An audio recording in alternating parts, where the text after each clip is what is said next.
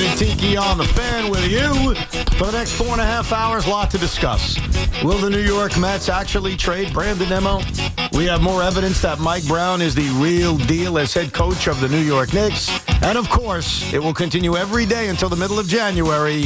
More opinions and speculation on who should be the next head coach of the New York Football Giants. But today I'm wondering something. Where has all the Kyle Tucker love gone? Because if you remember back to December, after that fateful decision 11 months ago for Juan Soto to leave the New York Yankees and sign with the New York Mets, the Yankee fan very quickly pivoted to Kyle Tucker with an idea on, or an eye on, trading for him that offseason. But even if you didn't, because subsequently he was traded to the Chicago Cubs, signing him for the 2026 season. And we are now like a couple of weeks into free agency, and I don't hear it from Yankee fans. Yeah. And I wonder, was Cody Bellinger that good to you for 1 year, where you have already said, Kyle Tucker doesn't do it for me? No, I don't think it was that. I think that first of all, Cody Bellinger was the perfect Yankee. Right, he's versatile. He looks like the baseball player. He performed like the baseball player. He's a lefty, so he can take advantage theoretically of what we call the short porch, all that stuff. He fit the mold of what a Yankee looked like and played like and presented like. So you don't want to lose that for somebody else. But I think the bigger thing, Kyle Tucker, who is 28, going to be 29 soon, is asking for what, 8 years? I think he's asking for 11 years, 11 bro. years? Who the hell wants that? I think the Yankee fan is interested in him, but not in the way that like with Giancarlo Stanton, where he's here forever. Right. Even after he's exhausted, even though Giancarlo doesn't exhaust his usefulness, but you know what I mean. Theoretically, you don't want that massive deal for that long. When the back end of it, you're gonna hate, and so. When there's an alternative like Cody Bellinger, who feels like a Yankee, who played great like a Yankee, you'd rather just keep Cody Bellinger. I want to be very gentle when I say this because I like Cody Bellinger. I think we all like Cody Bellinger, and I think you said something very important about Cody. He felt like the perfect Yankee last year. Yes. Great versatility, had a really solid year in his 1 year with New York. But I need to be very blunt about this. Kyle Tucker is a far better baseball player. I mean, simple. Of course. He is okay. So let's just stop right there. I'm not debating that. He's a far better baseball player. Why are we letting things like 10 years from now get in the way? If he's a far better baseball player, why are we letting things like versatility get in the way? If you agree with me, and I don't know how you can't, that Kyle Tucker is a far better baseball player, then you're the New York Yankees. Go get the far better baseball player. I think they're just letting the money, just from the Yankee standpoint, ownership, Cashman, letting the money sink in. Like, how much is this going to cost? What's this going to look like? And let someone else bid it before we even throw it out there. Like, you don't want to bid against yourself. Well, no. If nobody else is going to throw it. It's been quiet for him. I get that when it comes to bidding on free agents, you may want to take your time. But I want to make this very simple and have a discussion, an open discussion with Yankee fans about this, because I think a lot of Yankee fans are going to come from an emotional perspective, which I do respect. I am trying to come from an IBO perspective, which is just I'm being raw. I'm taking out the emotions. I want Kyle Tucker on my baseball team more than Cody Bellinger. I heard John Boy the other day, who I respect as a Yankee fan, say Cody Bellinger is a better fit. And he's right, but he's wrong. Like, he's right that fit-wise, Bellinger can play center field. Bellinger can play first base. And so, yes, he provides more versatility. But you know what I think fits better? And I say this to Jimmy, and I say this to Sean. I haven't heard his opinion yet. And every Yankee fan, better baseball players fit. I get it. I can't argue that Cody Bellinger provides that ability to play center field. He's really good at it. And he's already shown he can handle New York. That's fantastic. Kyle Tucker's better. And I've tried to learn lessons from my past. Like, I think what we need to do is no longer get attached to emotion like some Yankee fans did with Didi Gregorius over Manny Machado 7 years ago, and actually just go with who makes my team better for the next decade. Yeah, I don't think... And it's easily Kyle Tucker. I don't think this is an emotion thing. I think it's a combo, because the Yankee fan has come to realize in the last 4, 5, 6, whatever, 10 years, that the Yankees are not going to outspend everybody. It's still a narrative that you hear floated around every now and then, but in your heart of hearts, your Yankee fandom heart, you know that it's not true. And so when Kyle Tucker is going to command 11 years, whatever the number is going to be, $400 million, you kind of realize it's not real. And so in your mind, even though you would really want him, you've resigned yourself to saying he's going to go someplace else that can and was willing to pay him, whether it's the, I don't know, Texas Rangers or Blue Jays, whatever. So it's about not believing in the Yankees' willingness? That the Yankees are willing to go that deep to their own pocket and do it. But resigns the wrong word because that diminishes the effect of Cody Bellinger, but you're resigning yourself to somebody else. I have to challenge you on this. They were clearly willing to go that place in terms of years for Juan Soto. But so that's Juan Soto, dude. I'm not saying he's Juan Soto, Juan but Soto was here the year before, and you saw what he did for you. Well, a couple of things. You're right, Tucker wasn't here. He hasn't done it in New York yet, but in terms of that's Juan Soto, they offered Juan Soto a 16-year contract. We're talking about 11 or 10 potentially for Kyle Tucker, and you're saying, well, there's no way the Yankees would play there. Why?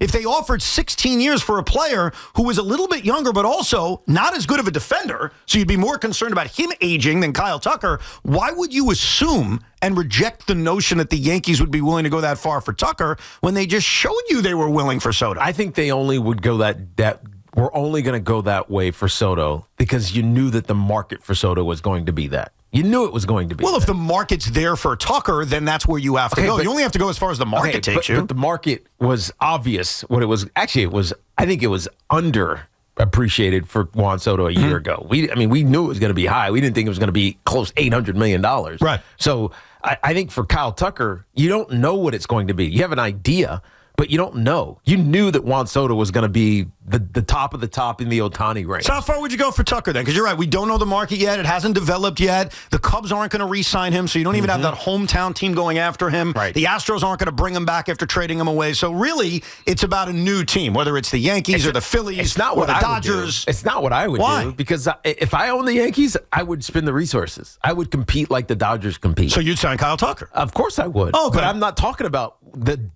Yankee fans want. I'm talking what the Yankee fan believes Hal and the Steinbreners are going to do. So the Yankee fan, in your opinion, and we'll hear from Yankee fans, 888-808-1019, your belief is the reason they haven't been pining for Kyle Tucker over the last few weeks is that they just don't expect the Yankees to go after them, not that they don't want them. Yes, and it has nothing to do with Juan Soto's offer. Because Juan Soto's a different player. I know he's different, but I'm just giving you the frame of reference that Juan Soto was offered a 16-year contract, and he was going to be paid about $50 million a year. Is Kyle Tucker Juan Soto? No, but he's not being offered what Soto's being offered. I'm just merely telling you they've gone further.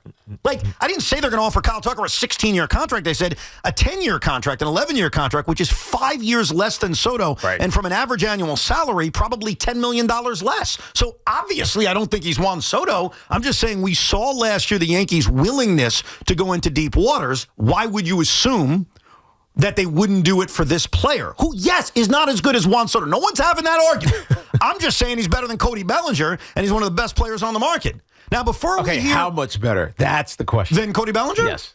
I mean, if you look at their last 5 years, I would say decently better, like significantly better. I mean, look, Kyle Tucker had a bad... It didn't feel like that.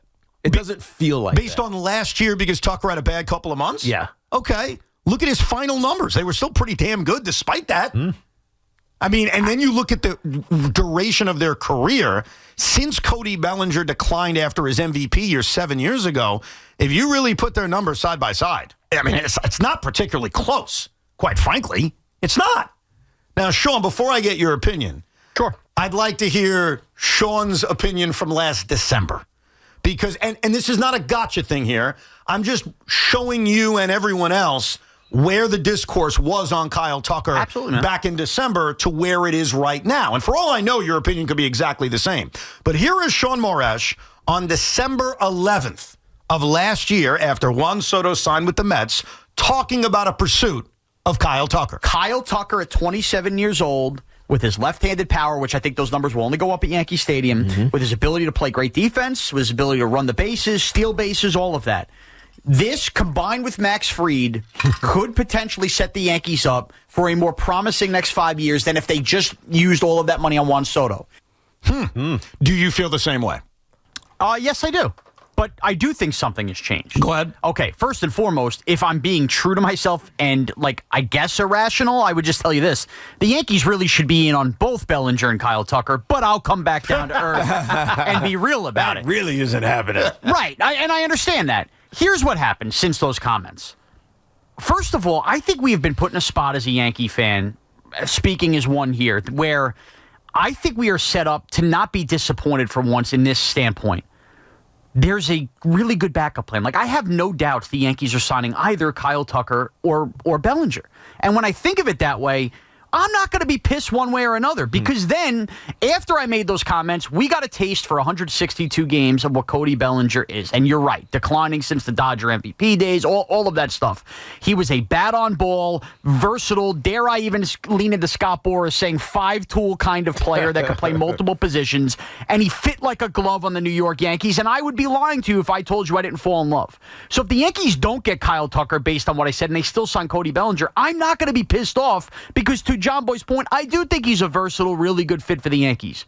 But if they don't get Bellinger and the guy I fell in love with, then I know they're getting Kyle Tucker, and I'm going to be head over heels. So maybe that's not a sexy sports radio opinion, but the truth is, I'm confident the Yankees are getting one of those two guys, and I'm going to be pretty freaking pumped up, whichever one of the two they get. I think it is completely fair, and I would agree with you that Cody Bellinger is a more than adequate backup plan for Kyle Tucker. Right. I'm not... That's why I said to start, it's nothing against Cody Bellinger. He's a fine player, had a really good year last year with the New York Yankees, but he would be my backup plan. If I'm choosing between the two players, I would choose the better player. I hate to be so simplistic, and I think that without a shadow of a doubt, Kyle Tucker's the better player. The age isn't that big of a difference. It's about a year and a half. Right. So Kyle's a little bit younger. Obviously, durability has been a question for Kyle Tucker lately. He missed a little bit of time last year, missed half the season the year before that. But if you look at his overall numbers over the last 5 years, he's been a lot better than Cody Bellinger. So I would agree that Bellinger is a fine backup plan. But the target should be Kyle Tucker to start. Do you feel that way? I only feel that way in the standpoint of if you're spending less on Bellinger, if that comes to it, I would like to know what you're adding with Bellinger to make up for what you were going to spend on Tucker. You know what I mean? I get you. So whether that's another pitcher, whether that's something in the infield that helps, if you're telling me I could have Kyle Tucker or it's Bellinger plus an unknown asset, I might be more intrigued by Bellinger and that unknown asset to make the team more complete. That's all I'm saying, but I don't know that answer right now. And that feels like the calculation that's going on. Right. That's why it feels slow. Exactly. And it's not just the Yankees doing that. It's probably a bunch of teams doing that. Oh, no. Listen, I'm not going to complain anymore about how slow the process takes. This is just the way it is. It's Major League Baseball. Yep. And I think we have to realize that some free agents are going to sign in December. Some won't happen until January or February. But when you look at this marketplace and you look at the position players that are available, and no one is perfect. And I'm not saying any of these guys are Juan Soto. Every free agency isn't the same. The best position player on the market is Kyle Tucker. And keep this in mind, because I think this is the only way and the fairest way you could look at players. It's not about what did you do last year. It's about what have you done the last 3 or 4 years, and how do you project that player moving forward? Kyle Tucker did not have the greatest year going into free agency. I'd be lying if I said he did, right. Especially because he missed some of the biggest moments late in the season as the Cubs were in a pseudo-pennant race and he was forced to DH. I get that. But I don't think it's also fair to look at a player's final few months or 1 year. You got to look at the last 5 years. And that's where, as Yankee fans, you got to open your eyes about Cody Bellinger. He had a really good year last year. What did he do the year before that? And I get he wasn't on the Yankees, so you don't care, but you have to think about that because you're going to sign him to a 6-year contract. You're not getting last year over and over and over again. He got the qualifying offer too, though, right? What, 2 years? I think it was actually, when did he get the QO? Was it? No, because last year he was traded in the middle of the contract. That's right. That's so I think it was after he left L.A. one of the times, because Kyle's been a free agent numerous times. But we are many years removed from when he was one of the best players in baseball. That hasn't been the case in a long time. Yeah, I mean, you could also argue rejuvenated, playing on the team his dad played for growing up with it. Like, maybe we felt like he always wanted to be a Yankee. Maybe that added something. We do get some of that. I really don't know, but it's not a bad fallback option. And unlike last year where we were devastated when we lost Juan Soto, when he had to put on our pants and go, well, look, we got a better plan B, and we had to do that whole song and dance. I don't think that's the case if they miss out on Kyle Tucker this year. Backup plan. Fair enough. Mm-hmm. Do Yankee fans actually feel that way, or is Kyle Tucker the backup plan? Would they prefer Cody Bellinger? We'll get to the Yankee fans' thoughts coming up, 888-808-1019, plus why it makes no sense for the New York Mets to trade Brandon Nimmo. And yesterday, we got you ready for it. We prepared you for it. We let you know yesterday at this time that Cam Skattebo was going to be on Monday Night Raw. What'd you think? And how did everyone around here react to Cam Skattebo on Monday Night Raw? We'll get into that a little bit later on as well. Live from the Town Fair Tire Studios, powered by Town Fair Tire. Nobody beats Town Fair Tire. Nobody.